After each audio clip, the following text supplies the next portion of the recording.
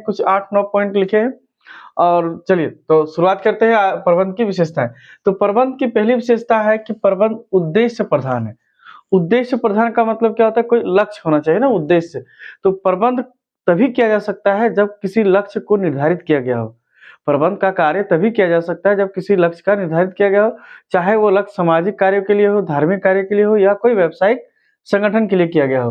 देखिए, किसी उद्देश्य की पूर्ति के लिए ही प्रबंध किया जाता है। बिना उद्देश्य का पूर्ति का प्रबंध नहीं किया जा सकता है।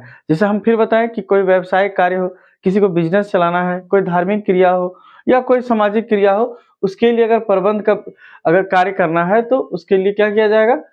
उसके लिए प्रबंध का अ, लक्ष्य तय कर दिया जाएगा कि हाँ, प्रबंध इस कार्य के लिए अमुक कार्य के लिए इस प्रकार करेगा।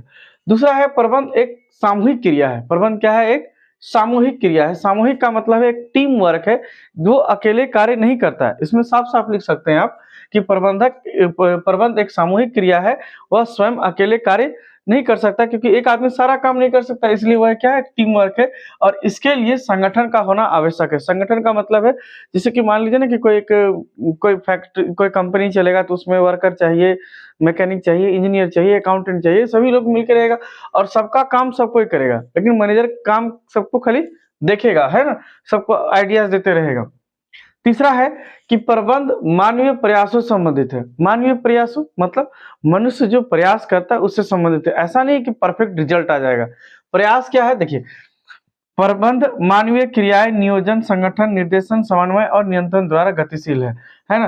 देखिए, मानवीय क्रियाएँ जैसे नियोजन, पहले योजना बनाया जाता है। ये सारा का सारा लेसन है हमारा इसी साल पढ़ने का, है ना? कि नियोजन क्या है? तो नियोजन पहले योजना बनाते हैं, कोई कार्य करने से पहले आप लोग कहीं जाते हो, जाने से पहले प्रोग्राम बनाते हैं ना कि हाँ, ऐसे जाना है, फिर बस से जाना है, फिर ट्रेन से जाना है और साथ-साथ संगठन बनाते हैं, 4 लोग मिल के जाते हैं, फिर एक-दूसरे को आइडियाज़ देते हैं, निर्देशन करते हैं, फिर आपस में मिले रहते हैं, कॉम्बिनेशन बनाए रहते हैं, समन्वय और फिर क्या एक-दूसरे को कंट्रोल करते रहते हैं, "ए भाई तू मत ऐसे उछलना नहीं, ऐसे कूदना नहीं।" तो ये सारा काम एक बिज़नेस के तौर पे किया जाता है, इसीलिए कहा जाता है मानवीय प्रयासों से संबंधित है। बहुत सारा कार्य है जैसे नियोजन, संगठन, निर्देशन, समन्वय और नियंत्रण। उसके लास्ट पॉइंट में लिखे हैं 4 नंबर कि प्रबंध एक सतत क्रिया है। प्रबंध क्या है? एक सतत क्रिया है। व्यवसाय में निरंतर समस्याओं का समाधान करना पड़ता है इसलिए सतत। सतत का मतलब है कोई काम रेगुलरली चलते रहता हो, है ना? जैसे कि यहाँ लिखे है कि व्यवसाय में समस्याएँ आती रहती हैं। व्यवसाय कितना अच्छा चले या कितना ही खराब चले, व्यवसाय और माने बिज़नेस और लाइफ़ दो सेम टू सेम है। बिज़नेस का भी वही एम है और लाइफ़ का भी वही एम है कि कितना अच्छा क्यों ना चले।